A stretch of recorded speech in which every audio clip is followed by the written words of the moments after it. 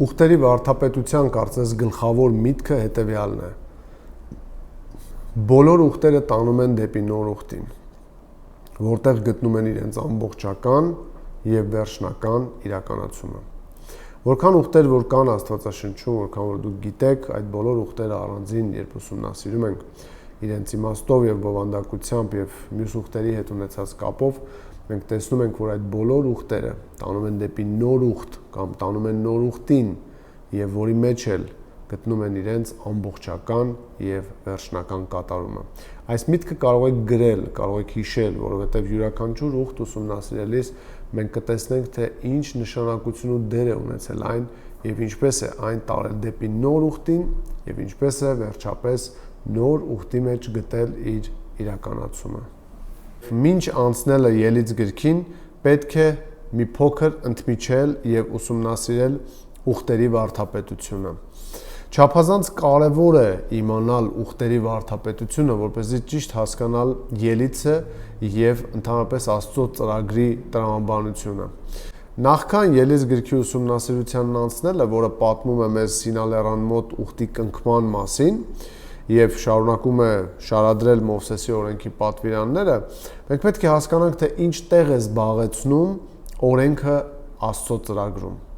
Դրա համար անհրաժեշտ է դիտարկել ուխտի ուսմունքը կամ ուխտերի վարդապետությունը կամ ուսուցում ուխտերի մասին։ Երբ խոսում են ուխտերի աստվածաբանության մասին, հաճախ նկատի ունեն գործերի ուխտը եւ շնորհի ուխտը։ Համաձայն այս տեսակետի, որը մեծ զարգացում ստացավ բարեփոխումից հետո,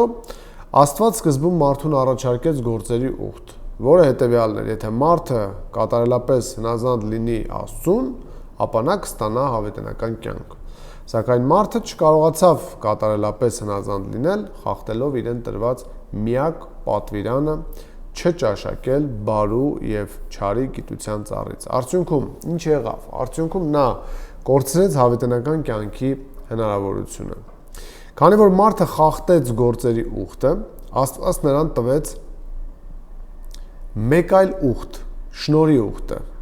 որը կնքվեց նրանց հետ, ովքեր Քրիստոսի մեջ են կամ հենց Քրիստոսի հետ, որպես նոր մարդկության գլխի։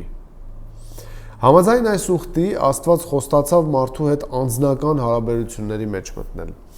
Դրա միջոցով նրան շնորհելով արդարացում, երկրային օրհնություններ, Սուրբ Հոգին եւ իհարկե հավիտենական փառք։ Այս ուխտի բոլոր պայմանների կատարումը Աստված վերցրեց իր վրա։ Շնորհի ուխտի բոլոր պայմանները կատարվեցին Քրիստոսի կողմից, ով պատմության մեջ միակ մարդն է, ով կատարելապես բավարարեց գործերի ուխտի բոլոր եւ բոլոր պահանջները։ Ահա այստեղ է ճիշտ հասկանալու հնարավորությունը, որ երբ մենք ասում ենք Աստված մարդու հետ ուխտ կապեց, մենք պետք է չմոռանանք, որ այդ մարդը Տեր Հիսուս Քրիստոսն էր եւ մարդկային ցեղի որպես ներկայացուցիչ ներկայանում է Քրիստոս, ով կատարյալ, բացարձակ, անմեղ մեկը լինելով շարունակեց մնալ իր ողջ երկրային կյանքի ընթացքում անմեղության մեջ եւ գոհացրեց Աստծո բոլոր պահանջները, այսինքն բավարարեց գործերի ուխտի բոլոր պահանջները։ Գործերի ուխտը սովորաբար ներառում է Ադամի ուխտը եւ օրենքը որպես Մովսեսի ուխտի մաս։ Այսինքն երբ խոսում են գործերի ուխտի մասին, սովորաբար այն ներառում է Ադամի ուխտը եւ օրենքը որպես Մովսեսի ուխտի մաս։ Իսկ շնորհի ուխտի մասին երբ խոսում ենք, սովորաբար ներառում է այն նախաավետարանը։ Ինչ է նշանակում նախաավետարան։ Խոսքը Ծննդոց 3:15 համարի մասին է, որտեղ որ Աստծո պատիժը հնչում է խոստման լեզվով։ Այսինքն կգա մեկը, ով կջախջախի սատանայի գլուխը։ Եվ շնորհի ուխտը սովորաբար ներառում է նախաավետարանը։ Ծննդոց 3:15 Նոյի, Աբրահամի, Մովսեսի ուխտի հոգևոր կողմերը, ինչպես նաև նոր ուխտը։ Հարկ է նշել, որ չնայած Սուրբ Գիրքը բազմիցս խոսում է եւ գործերի, եւ շնորհի, եւ ուխտերի մասին, այնտեղ ոչ մի անգամ չեն հանդիպում հենց այս համակցությամբ՝ գործերի ուխտ կամ շնորհի ուխտ։ Ավելին, Աստծո ուխտերի Ադամի, Նոյի, Աբրահամի, Մովսեսի, Դավթի, քահանայական, նոր ուխտի ուշադիր դիտարկումը ցույց կտա ավելի բարդ պատկեր, քան հաճախ ներկայացվում է։ Այսպիսով ուսումնասիրենք ուխտերի նկարագրությունը 5 գտակարանում կամ Աստվածաշնչում։ Նախ եւ առաջ անհրաժեշտ է պարզել, թե ինչ է ուխտը։ Այն բառը, որով այս հասկացությունը նշվում է Աստվածաշնչի առաջին մասում, եբրայերեն բերիթ բառն է։ Նշանակում է պայմանագիր, համաձայնագիր կամ կոնտրակտ, ինչպես ասում են։ Այն կարող է վերաբերվել ինչպես մարդկանց միջև կնքված պայմանագրերին, այնպես էլ Աստծո եւ մարդկանց միջև պայմանագրերին։ Պայմանագրի առկայությունը ենթադրում է պարտավորություններ, որոնք ստանձնում է կամ մեկ կամ երկու կողմերը, այսինքն կամ միակողմանի ուխտ կամ երկկողմանի ուխտ։ Բացի այդ, պայմանագիրը կարող է լինել անպայմանական եւ պայմանական։ Անպայմանական, օրինակ, տրվում է խոստում եւ պետք է կատարել որոշակի պարտականություններ կամ պարտավորություններ անկախ հանգամանքներից։ Սա անպայմանականն է։ Իսկ պայմանական, օրինակ, կա խոստում, պետք է կատարել պարտավորությունները, եթե երկրորդ կողմը կատարում է որոշակի պայմաններ։ Այսինքն, ուխտը կարող է լինել կամ պայմանական, կամ անպայմանական։ Հաշվի առնելով վերը նշվածը, մենք կարող ենք տալ հետևյալ սահմանումը Աստվածաշնչյան ուխտերին։ Սա Աստվածաշնչյան ուխտերի սահմանումն է։ Ուխտը Աստծո պայմանագիրն է մեկ մարդու, ժողովրդի կամ ողջ մարդկության հետ, որտեղ նախաձեռնողը Աստված է, իսկ մարդը կարող է լինել կամ ակտիվ կամ պասիվ կողմ։ Այսինքն, երբ մենք խոսում ենք Աստվածաշնչյան ուխտի մասին, մենք նկատի ունենք հետևյալ սահմանումը, որ այն պայմանագիր է մեկ մարդու, ժողովրդի կամ մարդկության հետ, որտեղ նախաձեռնողը Աստված է, ոչ մարդը։ Իսկ մարդը այստեղ կարող է ունենալ կամ ակտիվ, կամ պասիվ կողմ։ Այսպիսով, ինչ ուխտեր է առանձնացնում Աստվածաշունչը։ Դրանք առնվազն 7-ն են. Ադամի ուխտ, Նոյի ուխտ, Աբրահամի ուխտ, Մովսեսի ուխտ, Դավթի ուխտ, քահանայական եւ նոր ուխտ։ Պետք է հիշել, ուխտի յուրաքանչյուր դրույթ ունի իր խոստումը եւ իր օրենքը։ Գրեթե բոլոր ուխտերն ունեն որպես արտաքին նշան, ուխտի նշան։ Որոշներն ունեն կատարման եւ չկատարման հետևանքներ։ Այսինքն, երբ ուխտերի մասին ենք մենք խոսում, պետք է հիշել, կամ երբ ընթերցում եք Սուրբ Գիրքը եւ այնտեղ հանդիպում եք ուխտերի, պետք է հիշել, որ ուխտի յուրաքանչյուր դրույթ ունի իր խոստումը, ունի իր օրենքը եւ գրեթե բոլոր ուխտերը ունեն որևէ արտաքին նշան եւ ընթերցելիս, ուսումնասիրելիս դրանց պետք է ուշադրություն դարձնել։ Դա ուխտի նշանն է։ Այսինքն պետք է սա հիշել։ Ուխտի դրույթներ ունեն խոստումներ, կամ ամեն ուխտ ունի խոստում, ունի օրենք, գրեթե բոլոր ուխտերը արտաքին նշան ունեն եւ ունեն կատարման եւ չկատարման հետևանքներ։ Նախ եւ առաջ նշենք Ադամի ուխտը։ Չնայած Ծննդոց գրքի առաջին գլուխները խոսելով Ադամին տրված պատվիրանի մասին չեն գործածում ուխտ բառը, այս տերմինը հայտնվում է Ովսե մարգարեի մոտ 6-րդ գլուխ 7-րդ համարում, այսպես է ասում Աստված. նրանք ինչպես Ադամը խախտեցին ուխտը եւ այնտեղ դավաճանեցին ինձ։ Բացի այդ, կարելի է նկատել, որ Ադամի պատմության մեջ կան ուխտի նշաններ։ Աստված միակողմանիորեն հրաման է տալիս Ադամին։ Տեսեք, ընթերցում եմ, ասում է, բայց բարու եւ չարի գիտության ծառից մի կեր։ Այս հրամանը պարտադիր է կատարման համար, իսկ խախտման համար անմիջապես նշվել են հետևանքներ։ Տեսեք, Ծննդոց 2:17-ի երկրորդ մասը բացատրում է Աստված, որովհետև այն օրը, երբ ուտես նրանից, մահով կմեռնես։ Սա հետևանքն է։ Ուխտի խոստմանն անուղղակիորեն մատնանշում է այն, որ խախտման համար Աստված Ադամին զրկեց հավերժական կյանքի հասանելիությունից։ Տեսեք, Ծննդոց 3-րդ գլուխ 22-րդ համարում ինչպես է պատճառաբանում Աստված նրանց դուրս բերումը Եդեմի պարտեզից։ Ասում է, եւ Տեր Աստված ասաց. ահա Ադամը դարձավ ինչպես մեզնից մեկը, որ բարին ու չարը գիտենա, եւ հիմա միգուցե իր ձեռքը մեկնի եւ կենաց ծառից էլ վերցնի եւ ուտի ու հավիտյան ապրի։ Այդ պատճառով Տեր Աստված հանեց նրան Եդեմի պարտեզից, այդ պատճառով։ Հետևաբար ուխտի կատարման դեպքում Ադամը կարող էր հավերժ ապրել։ Եվ Եդեմական պարտեզից դուրս հանելու պատճառն այն էր, որ չլինի, որ ձեռքը մեկնի եւ այդ մեղավոր վիճակով վերցնի հավիտենական կամ կենաց կյանքի կենաց ծառից ուտի եւ հավիտյան ապրի։ Այսպիսով այս ուխտը, Ադամի ուխտը պայմանական էր։ Նրա խոստումն իրականանում էր միայն մարդու կողմից Աստծո հրամանը պահպանելու դեպքում։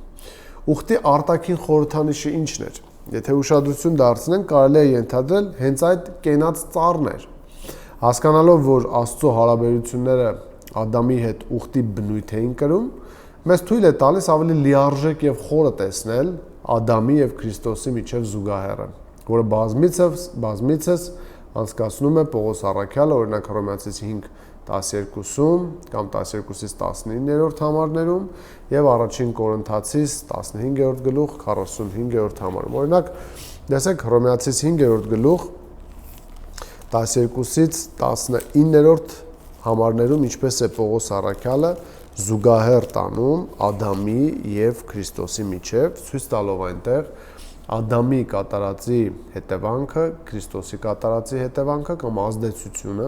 եւ այսպիսով համեմատում է եւ ցույց է տալիս ամեն մեկի կատարածը ինչ ազդեցություն եւ հետևանք թողեց։ Եվ վերջի որպեսզի ցույց տա Քրիստոսի կատարած աշխատանքի մեծ ազդեցությունը ժողովրդի վրա։ Հետևաբար ինչպես մեկ մարդով մեղքը աշխարհ մտավ եւ մեղքով մահը, եւ այսպես մահը տարածվեց բոլոր մարդկանց վրա, ըստ որում բոլորը մեղանչեցին, որովհետև մինչև օրենքը մեղքն աշխարհում կար, բայց մեղք չի համարվում, երբ օրենք չկա։ Սակայն մահը թագավորեց Ադամից մինչև Մովսես, անգամ նրանց վրա, ովքեր չմեղանչեցին Ադամի մեղքի նմանությամբ, որն օրինակն էր նրա, որ գալու էր։ Բայց ձրի պարգևն այնպես չէ, ինչպես հանցանքը, տեսեք, համեմատում է արդեն շնորհքի հետ Քրիստոսի կատարածի, որովհետև եթե մեկի հանցանքով, այսինքն Ադամի շատերը մեռան, որքան ավելի Աստծո շնորհն ու պարգևը մեկ մարդու Հիսուս Քրիստոսի շնորհով ավելացավ շատերի վրա։ Եվ պարգևն այնպես չէ, ինչպես մեկի մեղքի հետևանքը, քանի որ դատաստանը այդ մեկով դատապարտության տարավ, բայց ձրի պարգևը շատ հանցանքներից արդարացման։ Տեսնում եք, շարունակ համեմատում է մեղքի արդյունքը, մեղքի հետևանքը Քրիստոսի կատարածի հետևանքի հետ։ Արդարև մեկ մարդու մեղքով մահը թագավորեց այդ մեկի միջոցով, ապա որքան ավելի նրանք, ովքեր ընդունում են շնորհի լիությունն ու արդարության պարգևը, պիտի թագավորեն կյանքի մեջ մեկով Հիսուս Քրիստոսով։ Ուրեմն ինչպես մեկի հանցանքով բոլոր մարդկանց վրա դատապարտություն եկավ, այնպես էլ մեկի արդարությամբ բոլոր մարդկանց կյանքի արդարացման ձրի պարգևը եկավ, որովհետև ինչպես մեկ մարդու հնազանդությամբ շատերը մեղավոր դարձան, այնպես էլ մեկի հնազանդությամբ շատերը պիտի արդարանան։ Երկուսն էլ Ադամը եւ Քրիստոսը նոր մարդկության նախահայրերն են, համապատասխան ուխտերի գլուխները։ Սա Ադամի ուխտն էր, որը ուներ նշան, որը կենաց ծառն էր, ենթադրաբար, եւ ուներ հետևանք, եւ այն պայմանական էր։ Այսինքն նրա խոստումն իրականանում էր միայն մարդու կողմից Աստծո հրամանը պահելու դեպքում։ Նոյի ուխտը կապված էր այլևս ջրհեղեղով ամեն կենդանի արարած չոչնչացնելու խոստման հետ։ Աստված խոստանում էր այդ ուխտով այլևս ողջ մարդկությանը ջրի միջոցով, ջրհեղեղով չկործանել։ Այս ուխտը կնքվեց Նոյի եւ նրա սերունդների հետ։ Կարող եք նայել Ծննդոց 9-րդ գլուխ 9-րդ համարում, որտեղ տեսեք ինչ է գրված, ինչ է գրում Մովսեսը։ Եվ ես ահա իմ ուխտը հաստատում եմ ձեզ հետ եւ ձեզանից հետո ձեր սերնդի հետ։ Այսինքն ըստ էության ջրհեղեղից հետո ողջ մարդկության հետ։ Այս ուխտը կնքվում է Նոյի, սերունդների եւ ողջ մարդկության հետ։ Այն ունի իր օրենքը, որը ներառում է պտղաբերելու եւ բազմանալու, արյուն չուտելու եւ սպանություն չգործելու պատվիրանները։ Եթե նայենք Ծննդոց 9-րդ գլուխ 1-ից 7-րդ համարում, ապա դա կտեսնենք։ Եվ Աստված օրհնեց Նոյին ու նրա որդիներին եւ ասաց նրանց. «Աճեցեք եւ բազմացեք եւ լցրեք երկիրը, եւ ձեր ահն ու երկյուղը երկրի բոլոր գազանների վրա ու երկնքի բոլոր թռչունների վրա լինի, երկրի վրա բոլոր շարժվողների ու ծովի բոլոր ձկների վրա, դրանք ձեր ձեռքն են հանձնված։ Ամեն մի շարժվող կենդանի ձեզ համար թող կերակուր լինի, կանաչեղենի պես ձեզ եմ տվել բոլորը։ Միայն թե միսն իր կյանքով, այսինքն իր արյունով չուտեք, եւ ձեր արյունն էլ ձեր կյանքի համար կպահանջեմ։ Ամեն կենդանու ձեռքից կպահանջեմ եւ մարդու ձեռքից, ամեն մարդու եղբոր ձեռքից մարդու կյանքը կպահանջեմ։ Ով որ մարդու արյուն թափի, նրա արյունը մարդու միջոցով թափվի, որովհետև Աստծո պատկերով նա ստեղծեց մարդուն»։ Տեսնում եք, այստեղ նկարագրվում է պտղաբերելու, բազմանալու, արյուն չուտելու, սպանություն չգործելու պատվիրանները։ Եվ անմիջապես 7-րդ համարում արդեն ասում է, որ աճեք, բազմացեք, մեծապես աճեք երկրի վրա ու նրանում բազմացեք, եւ 9-րդ համարում եւ անմիջապես 9-րդ համարում մենք տեսնում ենք, որ Աստված խոսում է ուխտի հաստատման մասին։ Եվ ես ահա իմ ուխտը հաստատում եմ ձեզ հետ եւ ձեզանից հետո ձեր սերունդների հետ։ Այն ունի այս ուխտը, Նոյի ուխտը, ունի իր օրենքը,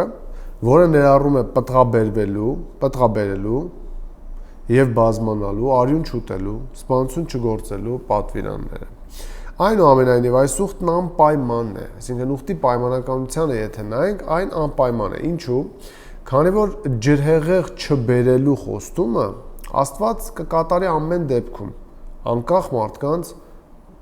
հնազանդությունից, նրանք ուխտի պատվիրանին կամ պատվիրաններին կհնազանդվեն, թե ոչ, Աստված այստեղ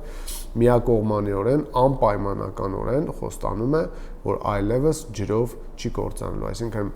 անկախ նրանից մարդիկ ինչպես կապրեն երկրի վրա, Աստված խոստանում է ջրհեղեղով չկործանել։ Նոյի ուխտի արտաքին խորհրդանիշը ծիածանն է այս դեպքում։ Հիշում եք, ասացինք, որ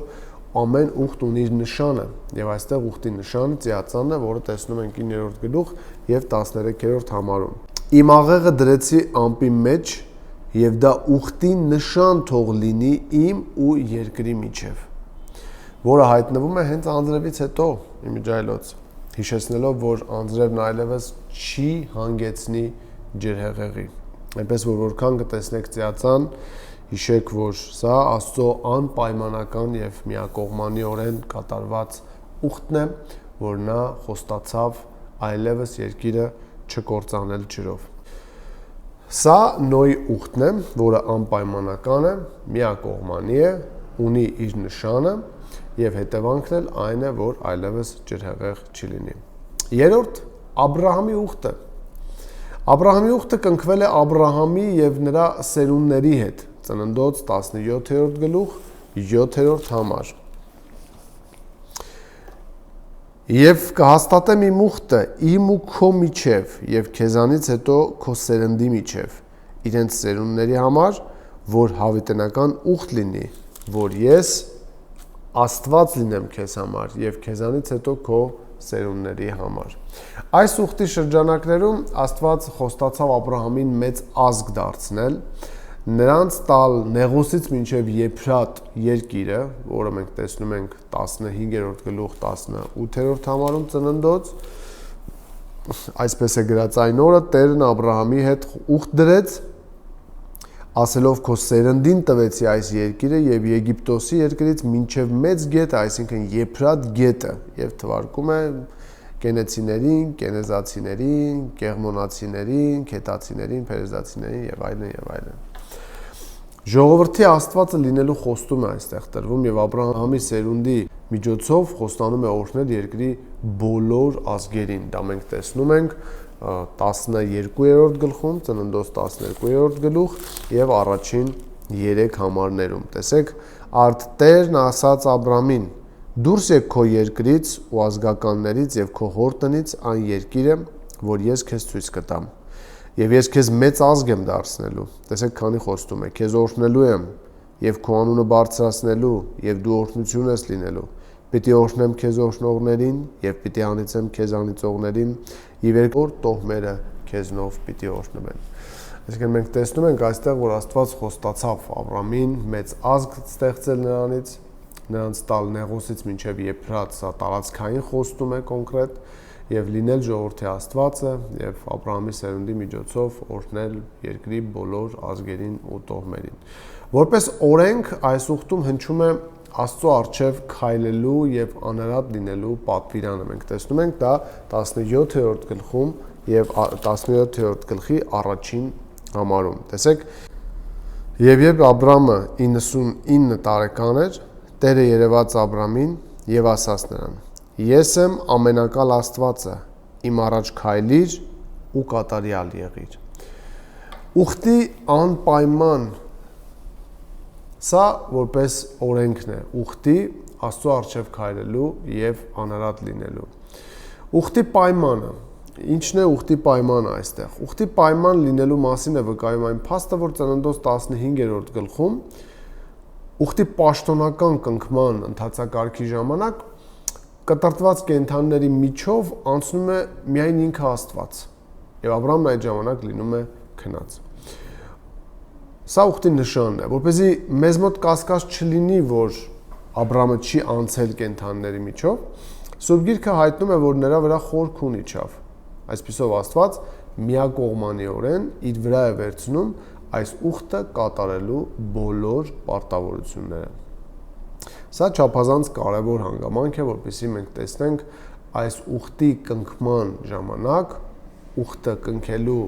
երկրորդ կողմը քնած է եւ նա չի անցնում այդ արյան վրայով, որը որ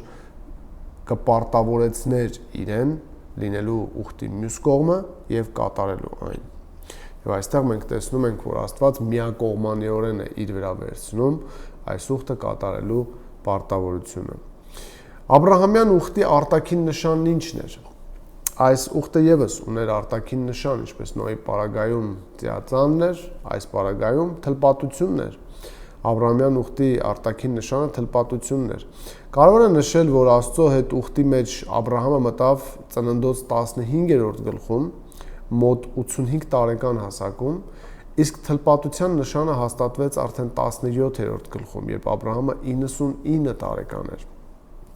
Այսպիսով ուխտի նշանը բուն ուխտից բաժանում են 14 տարի։ Սա ցույց է տալիս, որ նշանը երբեք չի ենթադրել, խնդրում եմ ուշադիր, որպես ուխտի մեջ մտնելու միջոց։ Նույնիսկ ժամանակային հեռավորությունը փաստում եւ ցույց է տալիս դա, թեպետ դրա բովանդակությանն ու հերթականությանը եւ նպատակին նայելով եւս հնարավոր է դա հասկանալ, պարզապես նույնիսկ ժամանակային տարածությունն է դրա մասին խոսում։ Ինչպես Նոյի ուխտի մեջ չեն մտնում ծիածանի միջոցով, Աբրահամի ուխտի մեջ թլպատության միջոցով, այնպես էլ նոր ուխտի մեջ չեն մտնում մկրտության միջոցով։ Այսինքն նշանը միջոց չէ ուխտի մեջ մտնելու, այլ կնքված ուխտի որպես նշան, որ գալիս է դրանից հետո։ Այսպես էլ շատերը այսօր կան, որ ջրային մկրտությանը վերաբերվում են որպես ուխտի մեջ մտնելու միջոց, բայց դա անտրամաբանական է, որովհետև նշանը հաջորդում է արդեն կնքված ուխտին։ Այն դառնում է հետևանք եւ ոչ թե դառնում է միջոց ուխտի մեջ մտնելու։ Ուխտի նշանը ուխտի ճշմարտությունների արտաքին խորհրդանշական արտահայտությունն է։ Այսինքն, երբ մենք խոսում ենք ուխտի նշանի մասին, մենք պետք է իմանանք, որ մենք գործ ունենք այդ ճշմարտությունները խորհրդանշական կերպով ցույց տալու մասին, այլ ոչ թե դրա մեջ մտնելու միջոցի մասին։ Մովսեսի ուխտը, որը նաև կոչվում է Սինայի ուխտ, գլխավոր խոստումը այն է նրա, որ Իսրայելը կտիրի ավետյաց երկրին, կլինի Աստծո ժողովուրդը եւ կժառանգի օրհնությունը։ Այստեղ գլխավոր խոստումը այն է, որ Իսրայելը տիրելու է ավետյաց երկրին, այսինքն սա արդեն տարածքային խոստում է, ֆիզիկական տարածքային խոստում է, որ նա պետք է տիրի ավետյաց երկրին, նա լինելու է Աստծո ժողովուրդը ապագայում եւ ժառանգելու է օրհնություն։ Ուշադրություն դարձրեք, որ սրանք ըստ էության նույն խոստումներն են, ինչ Աբրահամյան ուխտում։ Նկատում եք։ Սակայն այս ուխտը պայմանական էր։ Այս բոլոր խոստումները կկատարվեին միայն այն դեպքում եւ այնքան ժամանակ, քանի դեռ Իսրայելը պահպանում էր օրենքը։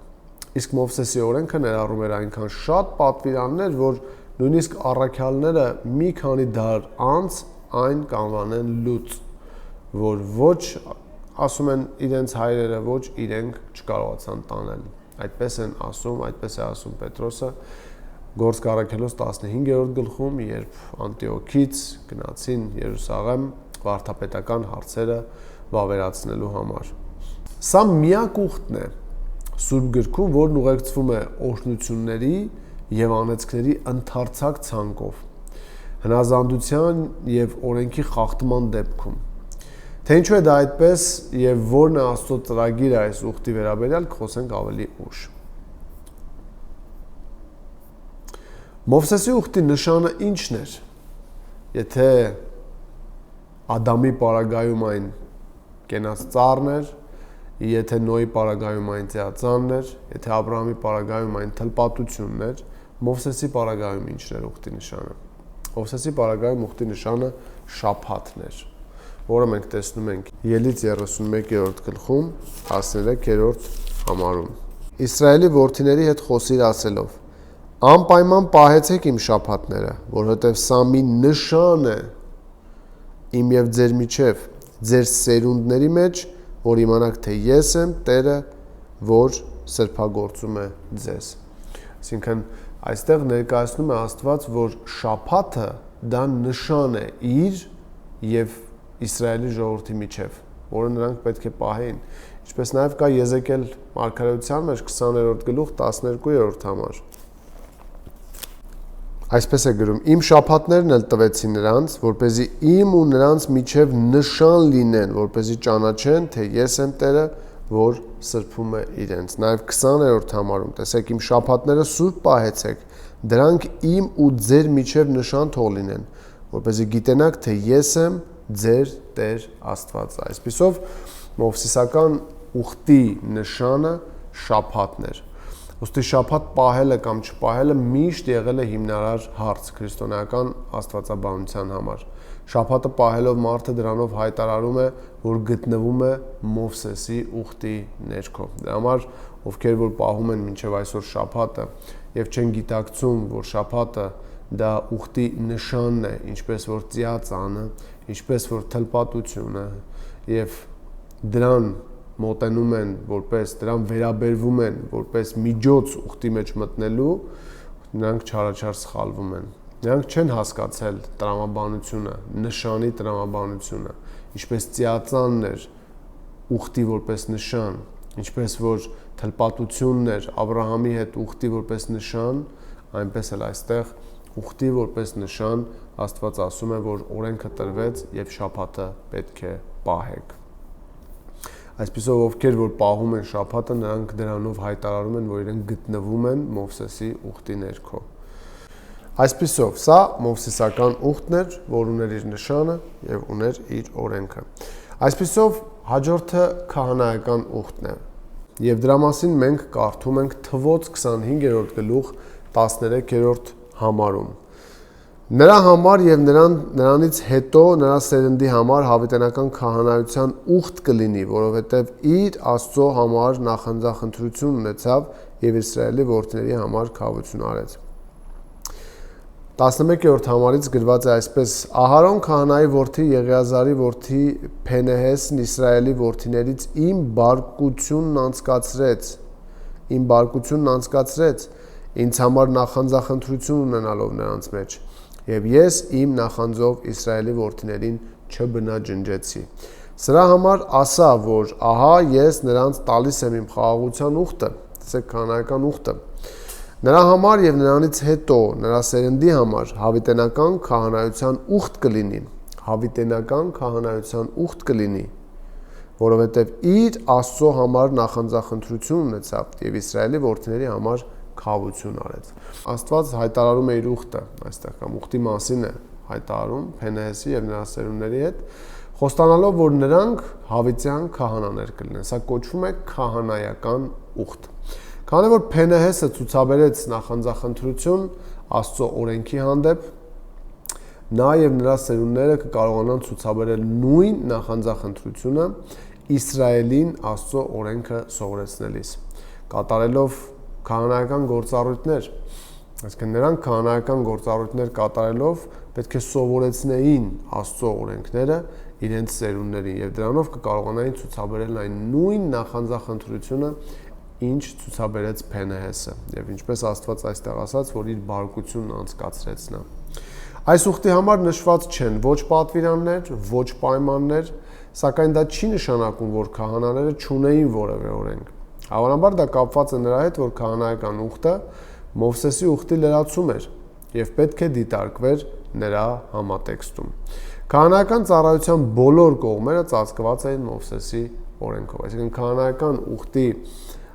պատվիրանները կամ պայմանները դրանք կապված են Մովսեսական օրենքի հետ, նույն համատեքստում պետք է դիտարկել։ Սա քահանայական ուխտն է, որից հետո մենք հանդիպում ենք Դավթի ուխտին։ Դավթի ուխտը Աբրահամի եւ Մովսեսի ուխտերի նման նույնպես կապված է երկրի հետ։ Դրանում Աստված խոստացավ իսրայելցի թագավոր Դավթին, որ այն երկրում, որտեղ Իսրայելը կապրի խաղաղության եւ օրհնության մեջ, ժողովրդի վրա թագավոր կլինի Դավթի սերունդը, ով գալու էր նրանից հետո։ Այս մասին մենք կարդում ենք երկրորդ թագավորաց 7-րդ գլուխ 10-ից 13-րդ համարներում։ Ավելին, իմ ժողովրդի Իսրայելի համար էլ պիտի մի տեղ որոշեմ, ասում է Աստված, ու այնտեղ հաստատեմ, որ իր տեղում բնակվի ու այլևս չշարժվի։ Անիրավության որդիներն այլևս չպիտի նեղեն նրան ինչպես առաջ, ինչպես եղել է այն օրերից ի վեր, երբ հրամայեցի դատավորներին, որ իմ Իսրայել ժողովրդին առաջնորդեն, իսկ քեզ քո բոլոր թշնամիներից հանգստացնելու եմ։ Տերը քեզ տեղեկացնում է, որ ինքն է քեզ համար տուն շինելու, եւ երբ քո օրերը լրանան ու դու ննջես քո հայրերի հետ, քեզանից հետո քո երանքից ելած զավակիդ եմ բարձրացնելու ու հաստատելու եմ նրա թագավորությունը։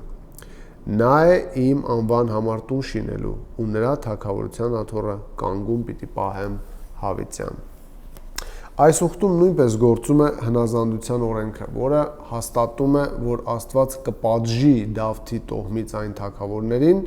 ովքեր անհնազանդ կլինեն Տիրոջը։ 14-րդ համարում տեսեք ինչ է ասում դրա մասին։ Ես նրան հայր եմ լինելու ու նա ինձ որդի։ Եթե նա անիրավություն գործի, ես նրան մարդկանց գավազանով ու մարդկանց որդիների հարվածներով եմ խրատելու։ Տեսնում եք, Դավթի տոհմից այն թագավորը, որը անհնազանդ կլինի, Աստված հաստատում է, որ կպատժի նրան, եւ այստեղ գործում է հնազանդության օրենքը։ Այնուամենայնիվ այս ուխտը Նոյի եւ Աբրահամի ուխտերի նման նույնպես անպայմանական են, քանի որ խոստումների կատարումը կախված չէ մարդկային հնազանդությունից։ Տեսեք, թե ինչպես է Աստված խոստանում կատարել այս ուխտը եւ ինչպես է որ այն ունի օրենք, բայց այն կախված չէ մարդու հնազանդությունից։ Կարդում եմ շարունակությունը 14-15-րդ համարները։ Ես նրան հայր եմ լինելու ու նա ինձ որդի, եթե նա անիրավություն գործի, այսինքն խախտի օրենքը, անիրավություն գործի, ես նրան մարդկանց գավազանով ու մարդկանց որդիների հարվածներով եմ խրատելու, բայց իմ ողորմությունը նրանից չեմ հեռացնելու, ինչպես որ հեռացրի Սավուղից ու նրան քո առջևից քշեցի։ Տեսնում եք, որ ուխտն անպայմանական է, այն ունի օրենք, այն ունի հետևանք եւ ուխտը կրկին Աստված պարտավորվում է կատարել անկախ մարդու հնազանդությունից։ Երեմիայի մարգարեություն 33-րդ գլուխ 20-21-րդ համարներում քահանայական ուխտը հավասարեցված է Դավթի ուխտին եւ երկուսն էլ հայտարարված են հավերժական եւ անխախտելի ուխտ։ Այսինքն Երեմիայի մարգարեությունում հիմա այս կարդամ մենք տեսնում ենք քահանայական ուխտը հավասարեցվում է Դավթի ուխտին Եվ երկուսն էլ հայտարարվում են հավերժական եւ անխախտելի ուխտ։ Երեմիա 33:20-21։ Այսպես է ասում Տերը. եթե կարողանաք խափանել ցերեկվա իմ ուխտը եւ գիշերվա իմ ուխտը, այնպես որ ցերեկն ու գիշերը իրենց ժամանակին չլինեն, ապա իմ ծառա Դավթի հետ ունեցած իմ ուխտն էլ կարող է խափանվել, որ նա իր աթոռի վրա թագավորող որդի չունենա, նաեւ ինձ սպասարկող ղևտացիների։ Ինչպես որ հնարավոր չէ հաշվել երկնքի զորքը, ոչ էլ ծովի ավազը չափել, այդպես էլ բազմացնելու եմ իմ ծառա Դավթի սերունդը եւ ինձ սպասավորություն անող ղևտացիներին։ Տեսնում եք, եւ 21 եւ 22-րդ համարում քահանայական ուխտը հավասարեցվում է Դավթի ուխտին եւ երկուսն էլ հայտարարվում է հավերժական եւ անպայման այն պետք է իրականանա, նույնիսկ տեսեք ինչպիսի համեմատություններ է անում ցույց տալու համար դրա արժանահավատ լինելը, որն անպայման պետք է իրականանա։ Ասում է, որ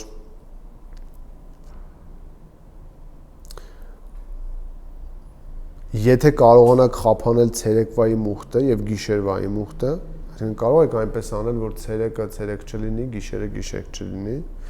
այնպես որ ցերեկն ու գիշերը իրենց ժամանակին չլինեն, շարունակում բացատրում եմ, ապա իմ ծառա Դավթի հետ ունեցած իմ ուխտն էլ կարող եք խափանել։ Դա նշանակում է, որ ինչպես չեք կարող ցերեկվա գիշերվա ուխտը փոփոխության ենթարկել, նույնպես էլ չեք կարող փոփոխության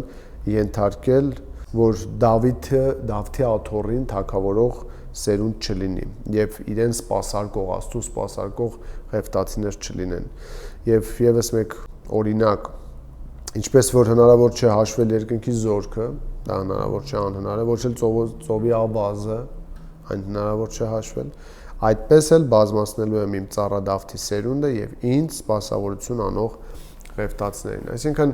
մենք այստեղ տեսնում ենք քահանայական ուխտի հավասարեցումը Դավթի ուխտի հետ եւ տեսնում ենք, որ երկուսն էլ հռչակվում է, հայտարարվում է որպես հավերժական եւ անխախտելի։ Քանի որ Դավթի ուխտը կշարունակվի հազարամյա թագավորությունում, կարելի է եզրակացնել, որ քահանայականը նույնպես պետք է շարունակվի, եթե Երեմիայում մենք տեսնում ենք, որ դրանք հավասարեցվում են։ Սակայն ինչպես է դա համաձայնեցվում Մովսեսի ուխտը նորով փոխարինելու հետ։ Ինչպես է դա համաձայնեցվում Մովսեսի ուխտը նորով փոխարինելու հետ։ Այս մասին մենք հաջորդ կետում կտեսնենք։ Կարելի է ենթադրել, որ ղևտացիներին տրված խոստումը, որ նրանք հավիտյան կլինեն Տիրոջ ծառաներ, կպահպանվի, բայց ոչ թե Մովսեսի ուխտի պահպանման հաշվին, այլ այն բանի հաշվին, որ ողջ Իսրայելը հազարամյա թագավորությունում կլինի քահանաների թագավորություն։ Այսինքն այստեղ կարելի է ենթադրել, որ ղևտացիներին տրված խոստումը, որ նրանք միշտ քահանայություն են անելու, կպահպանվի, բայց ոչ թե Մովսեսի ուխտի պահպանման հաշվին, քանի որ Մովսեսի ուխտը օրինաչրջանը պետք է հասնի ավարտին, այլ այն բանի հաշվին, որ ողջ Իսրայելը հազարամյա թագավորությունում կլինի քահանաների թագավորությունը։ Սա Դավթի ուխտն է եւ վերջին նոր ուխտը։ Վերջապես նոր ուխտը կանխասացվել է Երեմիայի մարգարեությունում 31-րդ գլխում եւ Եզեկիել մարգարեության 36-րդ գլխում։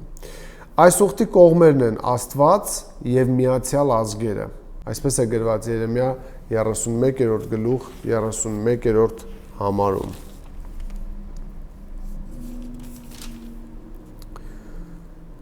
Ահա օրեր են գալիս, ասում է Տերը, երբ Իսրայելի տան հետ եւ Հուդայի տան հետ նոր ուխտ եմ կապելու։ Այն նոր է կոչվում, քանի որ փոխարինելու է նախորդին, Մովսիսականին, ինչը ենթադրում է հաջորդականություն այս ուխտերի միջև։ Կարևոր է նշել, որ երկու տեքստերում էլ եւ Երեմիա 31-րդ գլխում եւ Եզեկիել 36-րդում նոր ուխտը կապված է երկրի, ժողովրդի եւ օրհնության խոստումների հետ։ Երկրի, ժողովրդի եւ օրհնության խոստումների հետ։ Սա նրան նմանեցնում է Աբրահամյան եւ Մովսիսական ուխտերին։ Այսինքն նրանք ունեն նմանություններ կամ դրույթներ, որոնք որ նման են իրար։ Ինչն է նոր ուխտի հիմնական տարբերությունը Մովսիսականից։ Նոր ուխտի հիմնական տարբերությունը Մովսիսականից այն է, որ Մովսիսականում մեղքը գտնվում էր մարդու ներսում, իսկ օրենքը դրսում տախտակների վրա։ Մինչդեռ նորում մեղքը ներսից մաքրվում է կամ մաքրված է մաքուր ջրով, ինչպես Եզեկիել 36-րդ գլուխ 25-րդ համարում ենք տեսնում, իսկ օրենքը գրված է ներսում, սրտի տախտակների վրա, Երեմիա 31-33, որի արդյունքում մարդը դառնում է ընդունակ կատարել Աստծո պահանջները։ Այսինքն տեսնում եք ինչ հետաքրքիր աշխատանք է Աստված կատարում, որպեսզի մարդուն դարձնի ընդունակ կատարելու համար իր պահանջները, Աստված ներքին սրտի վիրահատություն է անում։ Նա մաքրում է սիրտը եւ այնտեղ գրում է իր օրենքները, որ մարդը կարողանա իր պահանջները բավարարել։ Իհարկե մենք չենք խոսում այն մասին, որ մարդը կարողանում է պահանջները բավարարել այն իմաստով, որ կարողանում է փրկվել ինքնուրույն, այլ խոսքը նոր ուխտի իրականացման մասին է, որի միջոցով փոփոխություն է լինում սրտում եւ արտաքին քարերի վրա գրված օրենքը տեղափոխվում է ներքին ներաշխար եւ գրվում է սրտի վրա։ Խոստման պայմանականության առումով ինչ կարող ենք ասել։ Այս խոստումը պայման ունի, թե ոչ։ Խոստման պայմանականության առումով նոր ուխտը կարելի է ասել, որ միավորում է իր մեջ Աբրահամյան եւ Մովսիսական ուխտերի հատկանիշները։ Աբրահամյանի նման նոր ուխտը անպայմանական է, այն իմաստով, որ նրա խոստումները կիրականանան անկախ Իսրայելի մեղքից եւ ուրացումներից։ Այսինքն Աստված խոստանում է մի բան, որ ինքը անպայման պետք է անի։ Եվ մենք դա կարող ենք կարդալ, որ դուք նաեւ տեսնեք, որ Աստված խոստանում է անել ինքնուրույն անկախ մարդու հնազանդությունից։ Երեմիա 31-րդ գլուխ 33-րդ համար։ Այն օրերից հետո ասում է Տերը, իմ օրենքը պիտի դնեմ նրանց ներսում, նրանց սրտերի վրա պիտի գրեմ այն, եւ ես պիտի լինեմ նրանց Աստվածը, իսկ նրանք իմ ժողովուրդը։ Եզեկիելի մարգարեությունում եւս կա հիշատակում 36-րդ գլուխ, որ այս մասին է, նոր ուխտի մասին է, 36-րդ գլուխ 26 եւ 27-րդ համարներում տեսեք ինչ է ասում Աստված։ Պատկերն ավելի լավ տեսնելու համար մի փոքր վերևից կարդամ։ Քանի որ հեթանոսներից ձեզ վերցնելու եմ ու բոլոր երկրներից ձեզ հավաքելու եմ, արդեն երկու գործողություն որ Աստծո կողմից է կատարվում, ու ձեզ ձեր երկիրն եմ բերելու, երրորդ գործողությունը, այնժամ ձեր վրա մաքուր ջուր պիտի սրսկեմ 4, մաքրվելու եք, ձեր բոլոր պղծություններից ու ձեր կուռքերից ձեզ մաքրելու եմ 5, եւ ձեզ նոր սիրտ եմ տալու 6, ու ձեր ներսում նոր հոգի եմ դնելու 7, եւ ձեր մարմիններից հանելու եմ քարաղեն սիրտը 8, ու ձեզ մարմնեղեն սիրտ եմ տալու։ Իմ հոգին եմ դնելու ձեր մեջ 9, ու դուք իմ օրենքներով եք շարժվելու ու իմ վճիռներն եք պահելու ու գործադրելու։ Տեսնում եք ինչպես է Աստծո կատարած աշխատանքից հետո տեղի ունենում արդյունք։ Այն արդյունքը, որ Աստված դարձնում է մարդուն ընդունակ նոր ուխտի մեջ, որ նա կարողանա հետևել իր օրենքներին եւ իր կանոններին։ Խոստման պայմանականության առումով նոր ուխտը կարելի է ասել միավորում է իր մեջ Աբրահամյան եւ Մովսիսական ուխտերի հատկանիշները։ Աբրահամյանի նման այն անպայման է այն իմաստով, որ նրա խոստումները կիրականանան անկախ Իսրայելի մեղքերից եւ ուրացումներից։ Այն նաեւ անպայմանական է այն իմաստով, որ չկան որևէ գործեր, որոնք կարելի է մարդուն արժանիք համարել։ Այս ուխտի խոստումները կկատարվեն ոչ թե մարդկային ջանքերով, այլ Աստծո ջանքերով։ Միևնույն ժամանակ նոր ուխտը կարելի է դիտարկել նաև որպես պայմանական, քանի որ նրանում կա օրենք, որի կատարման համար խոստացված է օրհնություն։ Մովսիսական ուխտի հետ տարբերությունը, ինչպես նշվեց վերևում, այն է, որ նոր ուխտում Աստված ինքն է զորությամբ մարդուն ընդունակ դարձնում կատարել օրենքը։ Տեսեք ինչպես կարդացինք, կանեմ այնպես, որ դուք կքայլեք իմ պատվիրաններով եւ իմ կանոնները կպահեք ու կկատարեք 36 Եզեկիել 36:27 Պայման կա, բայց այդ պայմանը մեր մեջ եւ մեր միջոցով կատարում է ինքը Աստված իր շնորհով։ Նա մեզ նոր սիրտ է տալիս, նա մեր սրտում գրում է օրենքը, նա մեզ տալիս է իր հոգին եւ հոգու զորությամբ մեր մեջ պտուղ է առաջացնում։ Այսինքն նա դնում է պայման եւ նա կատարում է այդ պայմանը։ Ուստի Պողոս առաքյալը կարող էր ասել, որ մեր նոր ուխտի հավատացյալների մեջ կատարվում է օրենքի արդարացումը, այլ ոչ թե անեծքը։ Նա սրա մասին խոսում է Հռոմեացիս 8-րդ գլխում 4-րդ համարում, սա չափազանց կարևոր համար է վարդապետությունը ճիշտ հասկանալու համար։ Տեսեք նա ինչպես է ցույց տալիս, որ Աստված ընդունակ է մեզ դարձրել իր պատվերները կատարելու եւ այդ ընդունակությունը արտահայտվում է հետեւյալ կերպ, որ Աստված այնպես է արել, որ իր դրած օրենքները, որ մեր մեջ, այնպես է արել, որ մեր մեջ իր օրենքի արդարությունը կատարվի։ Եվ Պողոս առաքյալը կարող էր ասել, որ մեր նոր ուխտի հավատացյալների մեջ կատարվում է օրենքի արդարությունը եւ ոչ թե անեծքը։ 8-րդ գլուխ 4-րդ համար։ Երրորդից կարդամ. որովհետեւ այն, ինչ օրենքը չէր կարող անել, նրանով որ այն թույլ էր, այսինքն մարմնավորի պատճառով, մեր մարմնի պատճառով, մարմնի թուլության, անկարողության պատճառով, օրենքը չէր կարող կատարվել մեր մեջ, մենք չէինք կարող կատարել օրենքը, ինչ արեց Աստված։ Աստված իր որդուն ուղարկելով մեղսունակ մարմնի նմանությամբ եւ մեղքի համար դատապարտեց մեղքը մարմնի մեջ։ Ինչու արեց սա Աստված։ 4-րդ համար տեսեք, որպեսզի օրենքի արդարությունը կատարվի մեր մեջ։ Որպեսզի օրենքի արդարությունը կատարվի մեր մեջ։ Այսինքն Աստված մեր մեջ նոր ուխտում եղողի մեջ օրենքի արդարությունը կատարելու համար, որպեսզի իրականանա մեր մեջ, իր որդուն ուղարկեց մարմնի նմանությամբ, մեղքը դատապարտեց մարմնի մեջ, որպեսզի օրենքի արդարությունը կատարվի մեր մեջ։ Հին կտակարանի գրքերում նոր ուխտի նշանները նկարագրված չեն։ Սակայն նոր կտակարանի գրքերից կարելի է եզրակացնել, որ այդպիսի արտաքին նշանների կամ խորհրդանիշների դեր են կատարում օրինակ մկրտությունը եւ հաղորդությունը։ Մկրտությունը ուխտի մեջ մտնելու նշան է,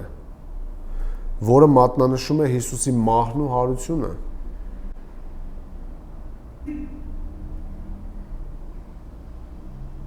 Մկրտությունը ուխտի մեջ մտնելու կամ մտած լինելու նշան է, որը մատնանշում է Հիսուսի մահը եւ հարությունը։ Իսկ հաղորդությունը Քրիստոսի մեջ մնալու նշան է, նրա մահվան եւ հարության միջոցով։ Կարելի է նաեւ ենթադրել, որ մկրտությունը եւ հացի բեկումը նոր ուխտի ժամանակավոր նշաններն են, հազիվ թե դրանք շարունակվեն նոր երկրի վրա։ Նոր ուխտի հավերժական խորհրդանիշը կլինի կյանքի ծառը, ինչպես մենք տեսնում ենք օրինակ Հայտնություն 22-րդ գլուխ 20-րդ համարում։ Տեսեք, ինչ է գրված այս մասին 22:2։ Եվ այն քաղաքի հրապարակում ու այն գետի մի կողմում եւ մյուս կողմում կենաց ծառը, որ 12 տեսակի պտուղ էր տալիս եւ իր պտուղը տալիս էր ամեն ամիս, այն ծառի տերևներն ազգերի բժշկման համար էին։ Այսպիսով ամբողջական շրջան կանցնի, նոր ուխտը վերջապես կհանգեցնի Ադամի ուխտի կատարմանը։ Նոր ուխտը կհանգեցնի Ադամի ուխտի կատարմանը։ Նույնիսկ տեսնում եք 22-րդ գլխի 2-րդ համարում կենաց ծառը եւ բժշկությունը իրար կողք են։ Դրա համար սա չափազանց կարևոր միտք է, որը պետք է հիշենք, ինչպես սկզբում էլ ասացինք, որ բոլոր ուխտերը տանում են դեպի նոր ուխտին, որտեղ գտնում են իրենց ամբողջական եւ վերջնական իրականացումը։ Բոլոր ուխտերը Աստվածաշնչում ինչ որ մենք տեսնում ենք, դրանք առանձին իրենց գործառույթներով եւ նպատակով տանում են նոր ուխտին, որտեղ որ գտնում են իրենց ամբողջական եւ վերջնական իրականացումը։ Ահա թե որոնք էին ուխտերի նկարագրությունը։ Մենք այսօր տեսանք 7 ուխտ իրենց նկարագրությամբ, տեսանք յուրաքանչյուր ուխտի օրենքը, նշանը, պայմանականությունը կամ անպայմանականությունը, դրանց կապը մյուս ուխտերի հետ եւ դրանց հետևանքները, եթե դրանք կային։ Եվ Տերը կամենա մենք հաջորդիվ կուսումնասիրենք հարաբերությունները ուխտերի միջև։ ուխտերը իրար միջև ինչ հարաբերություններ ունեն։ Հարաբերությունները ուխտերի միջև։ Տերը պահապան բոլորիդ։